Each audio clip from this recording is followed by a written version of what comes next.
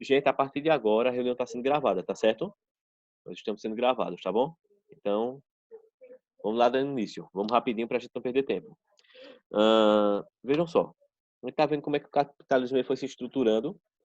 Semana passada nós vimos as fases do sistema capitalista, então capitalismo comercial, industrial e financeiro. E hoje a gente vai entender dois momentos, vamos estudar dois momentos muito importantes do sistema capitalista, que foram as crises, tá certo? O sistema capitalista, cara, ele é interessante por quê?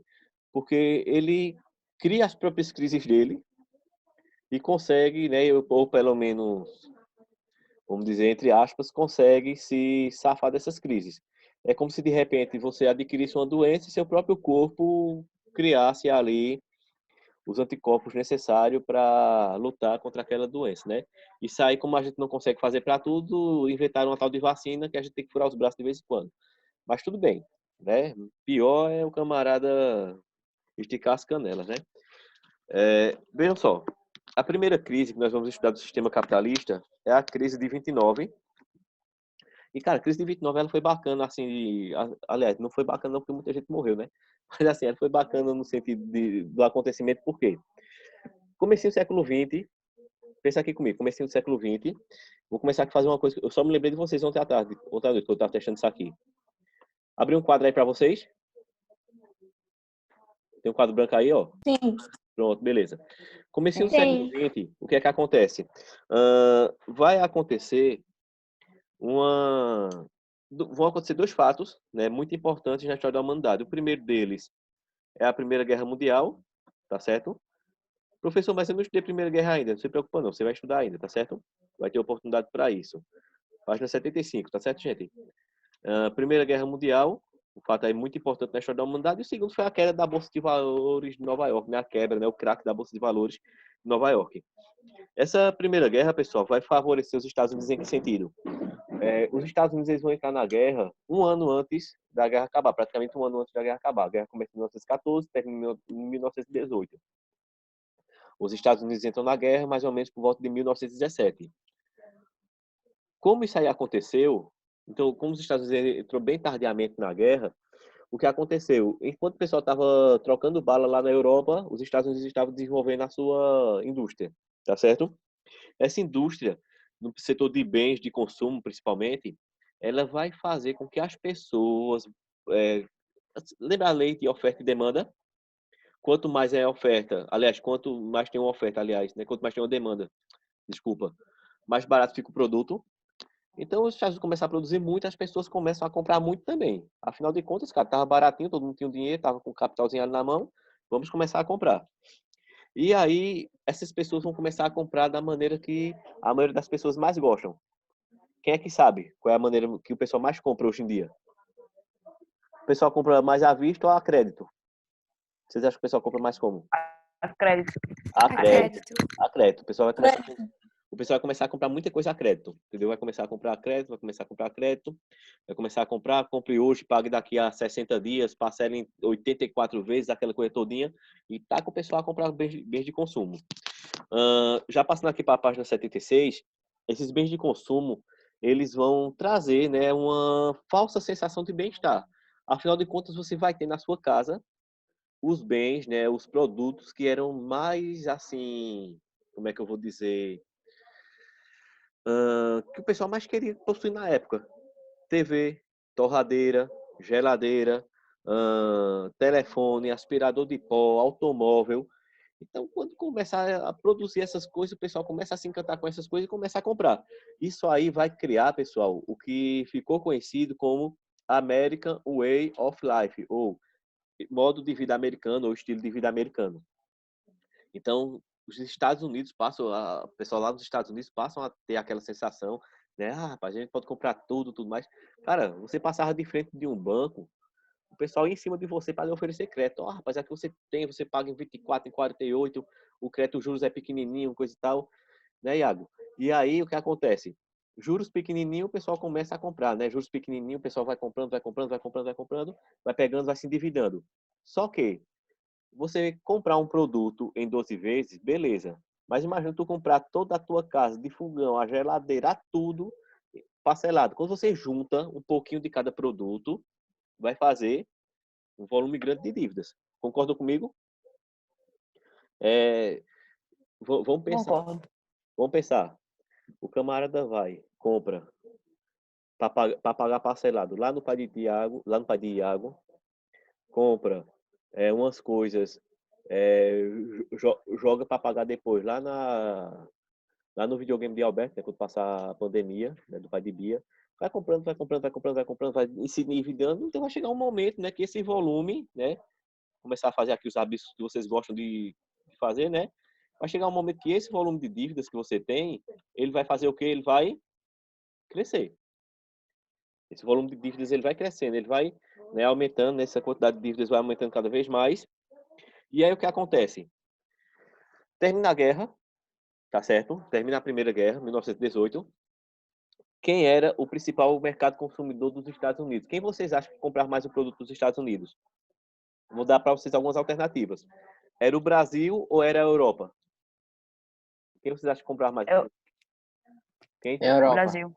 Europa. E alguém que tem Europa consumidor para gente, Europa. A Europa era o principal mercado consumidor. O Brasil tinha acabado de se tornar uma república já fazia pouco tempo. O Brasil ainda estava se arrastando ainda, tá certo? Então a Europa era o principal mercado consumidor europeu, ou aliás, norte-americano. Só que a Europa tinha quebrado. Cara, uma guerra, né, uma guerra que tinha durado ali 4 anos na Europa, de 14 a 18, tinha arrasado as economias europeias por completo. Como? Vamos aqui agora montar uma fábricazinha, tá certo? Ó, os rabiscos que vocês gostam, né? Tá lá a fábricazinha, bonitinha, tudo mais, pronto. Como as fábricas estavam aumentando a produção, porque tinha um mercado consumidor europeu, o que acontece? A Europa simplesmente quebrou a economia, tá certo? Como a Europa quebrou a economia, o que foi que aconteceu? As fábricas tinham produzido muita coisa, então a produção da fábrica estava lá em cima. Só que faltava o quê, gente? Ó, faltava dinheiro. Não tinha dinheiro para comprar. Tinha muito produto, muito estoque, não tinha dinheiro para comprar. Se tu tem muito produto, não tem quem compre, o que é que vai acontecer com a tua fábrica? Vai entrar em recessão, vai entrar em Falência. falência. Exatamente. Né? Você monta um estoque ali de... Ah, já que o pessoal está comprando, vamos produzir aqui 500 televisores. Beleza. Tu vendia 500 televisores por mês. Só que aí o teu principal cliente parou de te comprar porque não tem dinheiro. Ele chegou para você dizer, velho, olha, tá muito bom, gosto demais dos televisores, só que eu não tenho como comprar não, tem mais dinheiro não. Então, todo o teu estoque está perdido. Teu estoque estando perdido, logicamente a tua fábrica vai falir. Só que o que acontece? Muitas dessas fábricas tinham tentado baixar o preço ainda dos produtos para ver se as pessoas compravam, só que as pessoas não tinham condição de comprar. E muita gente tem ações na Bolsa de Valores de Nova York. Ações justamente dessas fábricas, né? O pessoal tinha comprado ações dessa fábrica. Gente, chegou uma pessoa agora há pouco, eu não vi quem foi, eu só fiz admitir aqui. Ah, foi Gabi. Deixa eu registrar aqui Olá, Budinho. Deixa eu registrar aqui a presença, tá certo? A gente tá na página 76, viu, Gabi? Você vai seguir aí. Certo, vou colocar agora. Ok.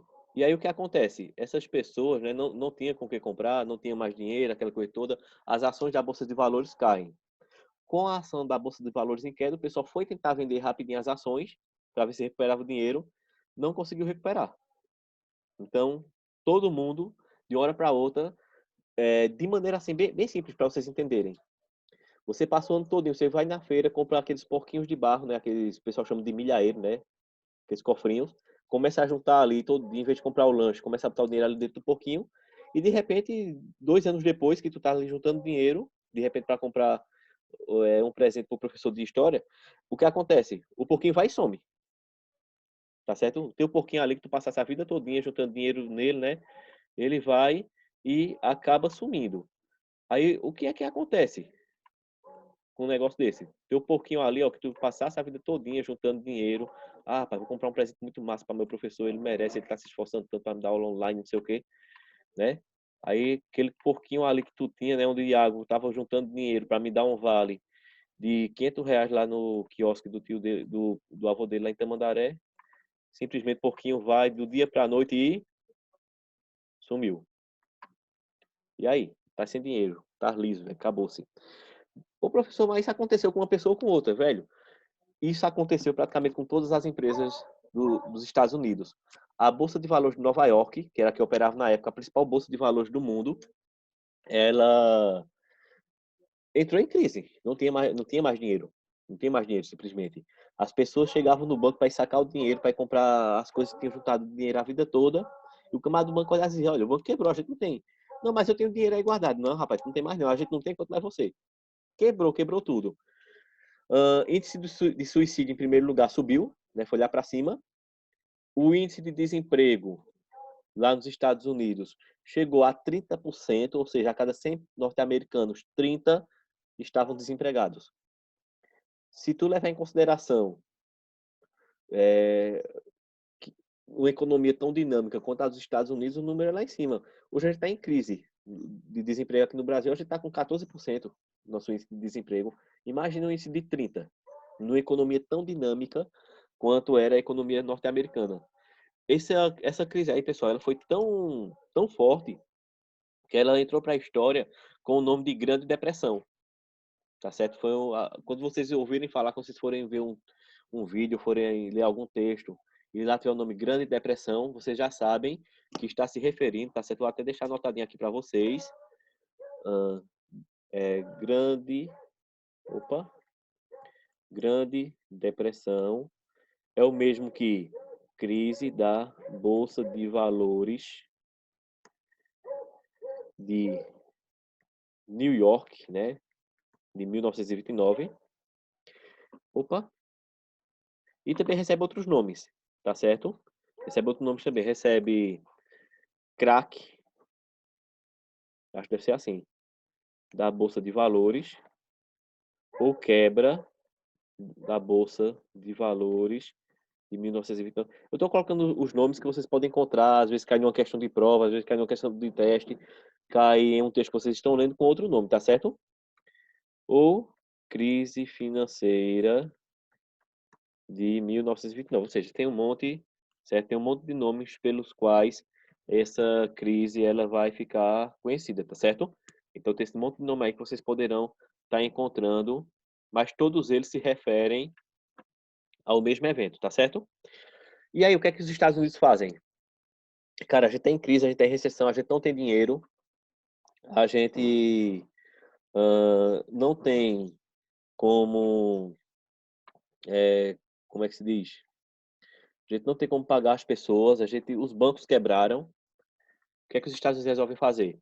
Um economista, né, ele vai, né, o economista Keynes, ele vai criar um plano de reestruturação da economia dos Estados Unidos. Então, o cara, ele, vamos dizer, ele vai pensar, né, ele vai ter a ideia, a sacada, vamos assim dizer, de descobrir como era que iria resolver esse problema, tá certo?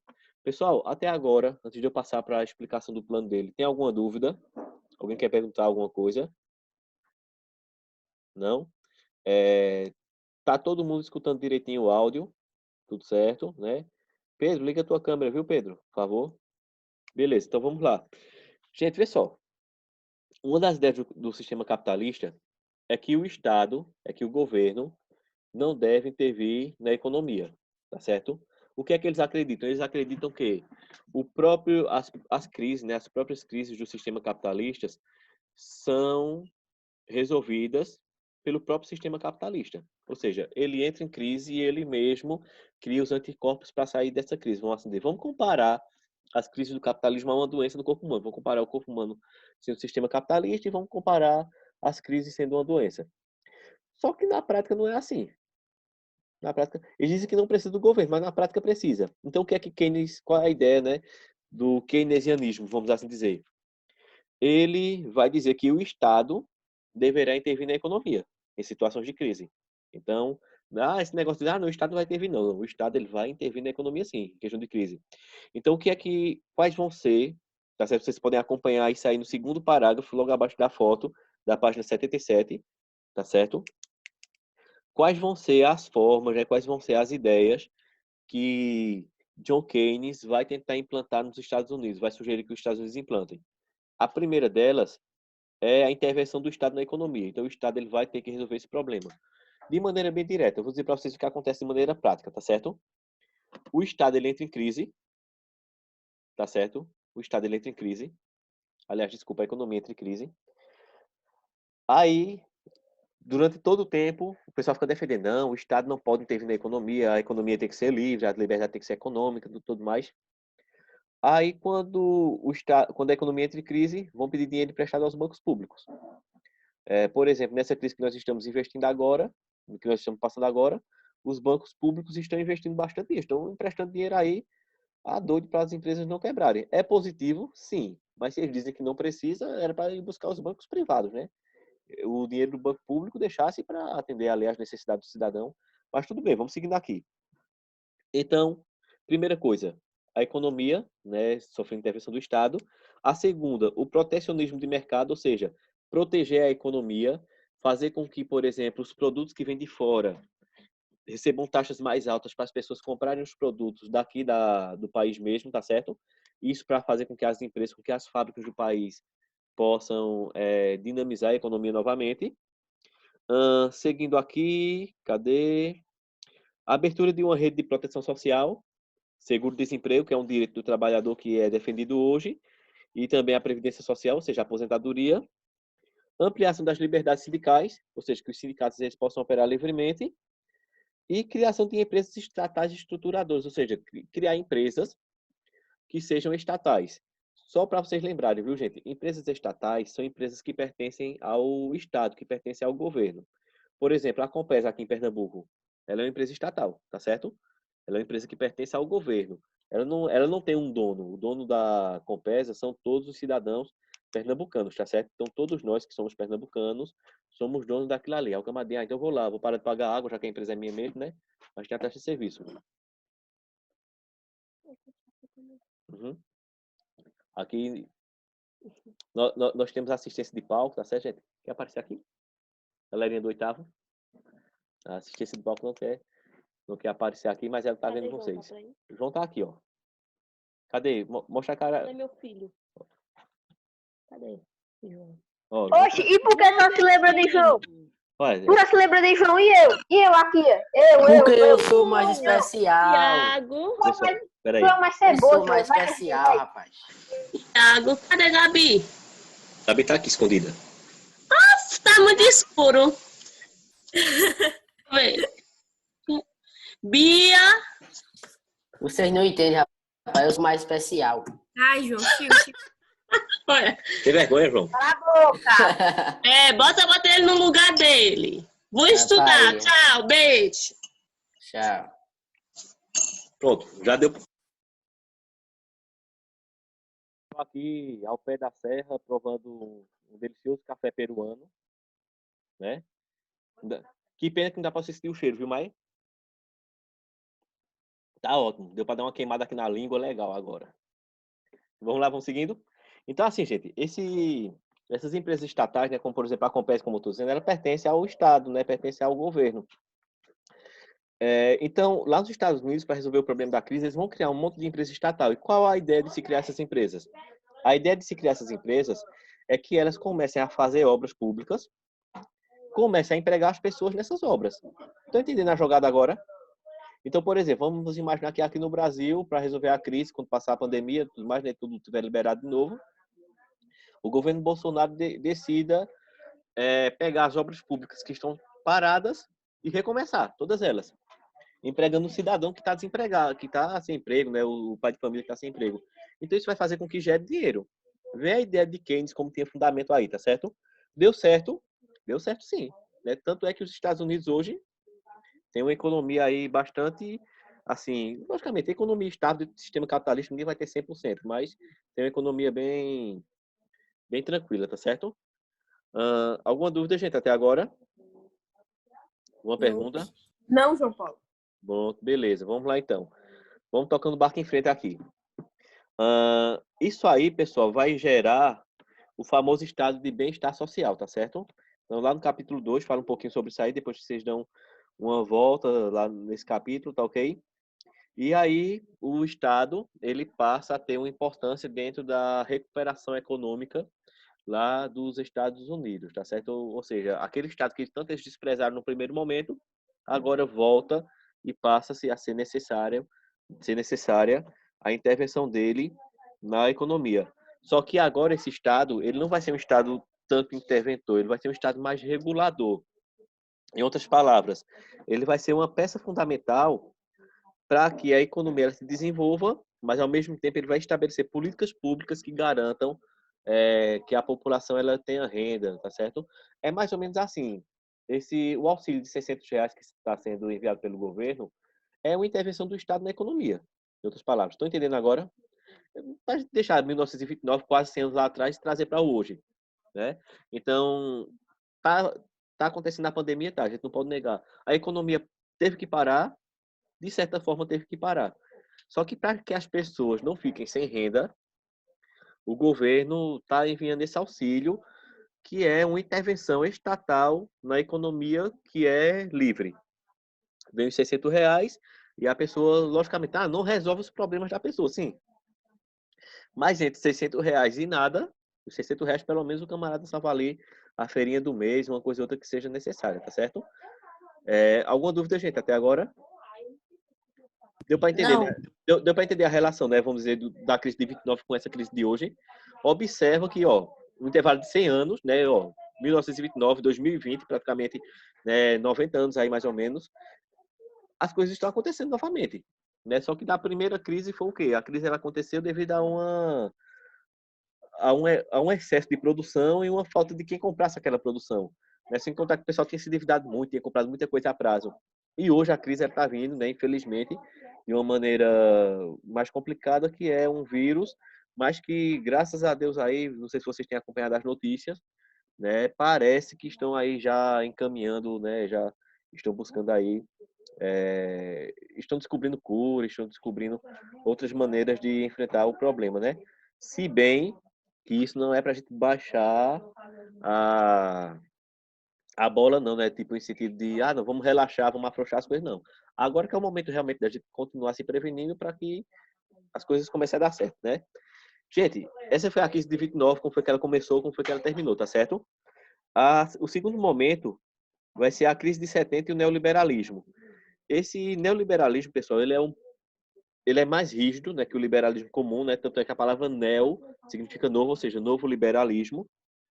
Ele vai acrescer ao liberalismo tradicional, aquele que foi pregado por Adam Smith, né, lá durante o período do iluminismo.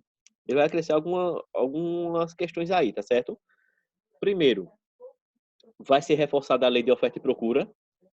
Ela acontece hoje, né? Vamos fazer um paralelo aqui com a crise de hoje. Você não encontrava máscara a menos de R$ 5. Na feira já estão vendendo a 3, a 2,50, 2 por 5. Entendeu? Então, ou seja, tem muita gente produzindo máscara, né? Então, desse fato, as pessoas estão começando a baixar o preço. Fala, tu tem máscara, João?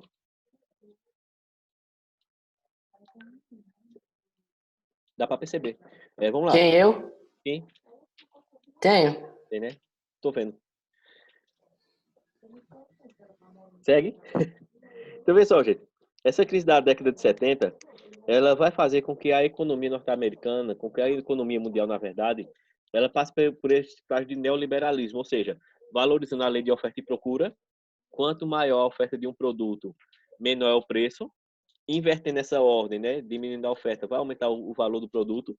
Isso tem acontecido, por exemplo, com a máscara, que a demanda, a oferta está aumentando, o preço está baixando.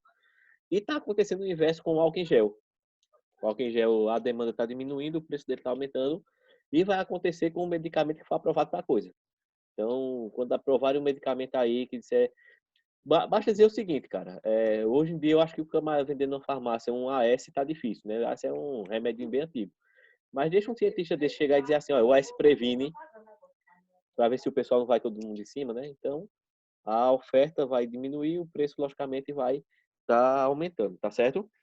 E aí, em 1970, a economia vai passar por uma reorganização, a economia mundial, na verdade, vai passar por um processo de reorganização. Essas práticas protecionistas, ou seja, proteger a economia do país.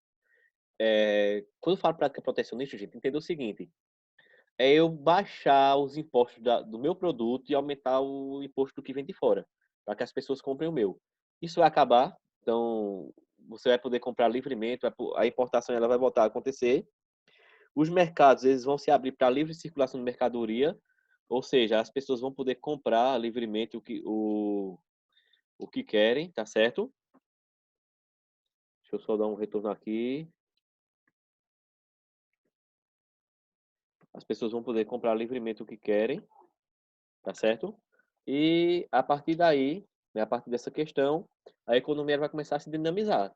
Então, tanto é que hoje nós consumimos uma série de produtos que são de fora, né? A gente, por exemplo, hoje como tudo está parado nem tanto, mas se nós formos olhar o que nós consumimos, a maioria do que nós consumimos não é de produção nacional.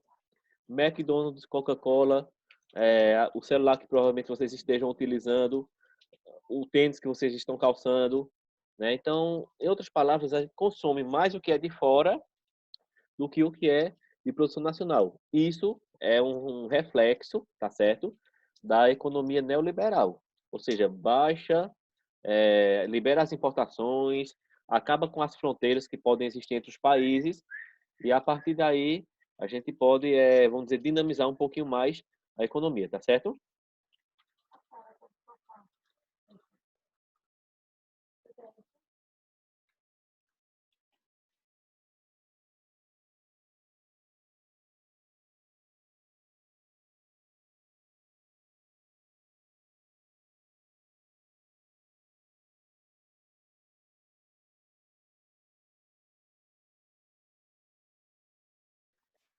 Então, gente, essa, essa dinamização da economia vai facilitar essa entrada de produtos, tá certo? Antes estrangeiros, né? Antes produtos que só existiam. Fui avisado que tenho 10 minutos aqui para fechar a reunião, mas dá tempo para fechar o assunto. Esses produtos que vinham de fora vão passar, né, a ficar mais presente dentro de nossa economia. Isso vai fazer com que alguns países passem por um processo de dolarização, preste bem atenção nessa palavra, certo? Dolarização da economia. O que é dolarização da economia? Em outras palavras, é fazer com que as transações comerciais sejam em dólar. Tanto é que uma das maiores preocupações, se vocês ligarem o jornal, hoje em dia não, porque só passa coronavírus, mas em tempos normais, todo dia sai a cotação do dólar. E aí eu tenho até brincado com o pessoal, tenho dito assim, depois que inventaram o coronavírus, o dólar parou de crescer, foi? Só que só para a gente ver aqui, gente, nesse momento, tá certo? O dólar, ele tá perto de R$ 5,71. Então o dólar está, ó, e estão dizendo que está embaixo, ou seja, já deu mais do que isso, na verdade, tá certo? Ele já chegou à faixa dos R$ 5,75 por aí, tá ok? Então, a economia está dolarizada. Para vocês terem ideia, tem pessoas que vão comprar contrabando aqui no Paraguai, aqui no país vizinho, tem que comprar em dólar. Por quê? Porque já compram da China, que compram em dólar também lá da China, que já vende em dólar. Então, a economia passou a ser dolarizada. Você vai viajar para qualquer lugar, você compra dólares, né? Nos países que aceitam, logicamente, essa moeda. É uma moeda altamente valorizada, altamente aceita, tá certo? E aí eu faço uma pergunta final para vocês. Isso aí eu expliquei já nas aulas anteriores. Tudo isso aqui, todas essas mudanças na economia, tanto na crise de 29, quanto aqui nas mudanças econômicas dos anos 70, elas têm um único objetivo, que é atender ao principal objetivo do sistema capitalista. Quem lembra aí qual é o principal objetivo do sistema capitalista? Obtenção de lucro. Beleza, exatamente. O principal objetivo do sistema capitalista. O sistema capitalista, tudo que acontece dentro do sistema capitalista, o objetivo é atingir lucro. Pode ser o que for. Tá certo? Então, quando o camarada ele baixa o preço de um produto para tentar vender para o cliente, ele tá tentando aumentar o lucro. Mas como é que ele vai aumentar o lucro se ele está baixando o preço? Ah, porque aquele cliente vai gostar, vai levar outro cliente para ele, vai comprar ele novamente. Tá certo? Então, tudo dentro da economia capitalista, o objetivo é a obtenção de lucro. Observa que esse assunto ele casa perfeitamente com algumas características da Revolução Industrial. A Revolução Industrial vai ser o motor propulsor do desenvolvimento do sistema capitalista moderno, tá certo? Gente, alguma pergunta? Veja aí se vocês têm alguma pergunta para fazer aí para a gente, antes que eu passe aqui as atividades para vocês. Sem dúvidas. Sem dúvidas. Ok. Vejam só para pontuar aqui para vocês, o sistema capitalista, ele vai ter um opositor, tá certo? O opositor do sistema capitalista é o sistema socialista, tá certo? Nós vamos estudar ele, é o socialismo, nós vamos começar a estudar ele a partir da próxima semana, mas aí ele é o sistema, vamos dizer, é o rival, tá bom? É o Palmeiras e Corinthians, vamos assim dizer, da economia, tá certo? Então, essa rivalidade entre esses dois sistemas vai ser tema, né? Logicamente, vai conhecer o socialismo na próxima aula, vai ser tema aqui de nossos estudos, tá bom? Só para finalizar aqui, eu vou passar só relembrar dois conceitos importantes para você, tá certo? Então, o conceito de estatal são as empresas que vão pertencer ao Estado. O conceito de privatização são as empresas que pertencem a grupos particulares, né? De empresas privadas, vamos assim dizer. O que é que tem acontecido muito hoje? Tem acontecido que muitas empresas públicas, muitas estatais estão sendo privatizadas. Um exemplo só para vocês conhecerem, tá certo? Como eu falei para vocês, a Compesa, ela é estatal, ela pertence ao governo. A CELP também era estatal. Hoje a CELP ela é uma empresa privada, ela foi privatizada, tá certo? Então, um dos objetivos até de alguns governos é que privatizem-se a maioria das empresas, tá certo? Dá outro exemplo aqui, o Colégio Oswaldo Benício é uma estatal, é uma empresa que pertence ao Estado, pertence à gestão pública. A escola, né, o Centro Educacional Frei Damião, é uma empresa privada, tá certo? Se um dia, um exemplo, o governo resolve vender o Colégio Oswaldo Benício e os donos do Frei Damião compram o Oswaldo Benício, então ele passa a ser privatizado, ele passa por um processo de privatização, tá certo? Entendido, pessoal, esses conceitos aí? Então vamos lá, ó. Anotem aí as questões que vocês vão ter que responder. Vocês vão responder as questões da página 79. Deixa eu limpar isso aqui. Ó, presta atenção. Página 79, questões 7 e 8. E página 80,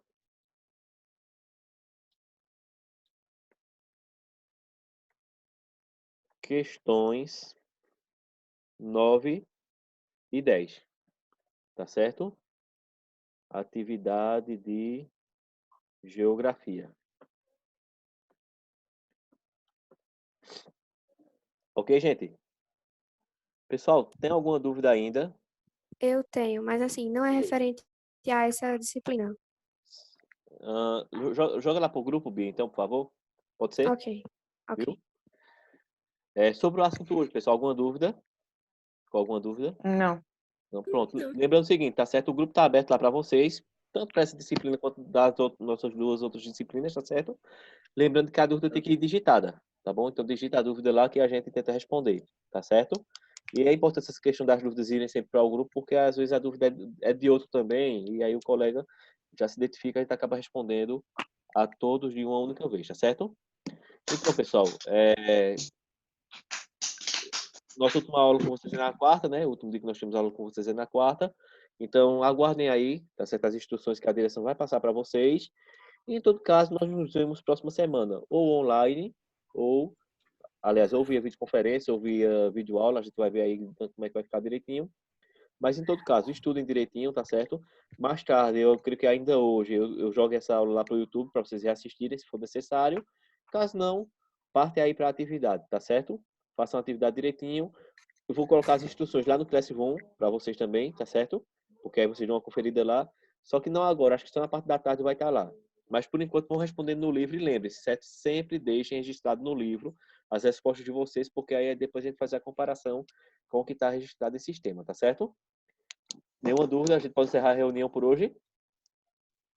Pode. Uhum. Pronto. Não, não tenho dúvida, não. Ok. Então, gente, até a próxima aula, tá certo?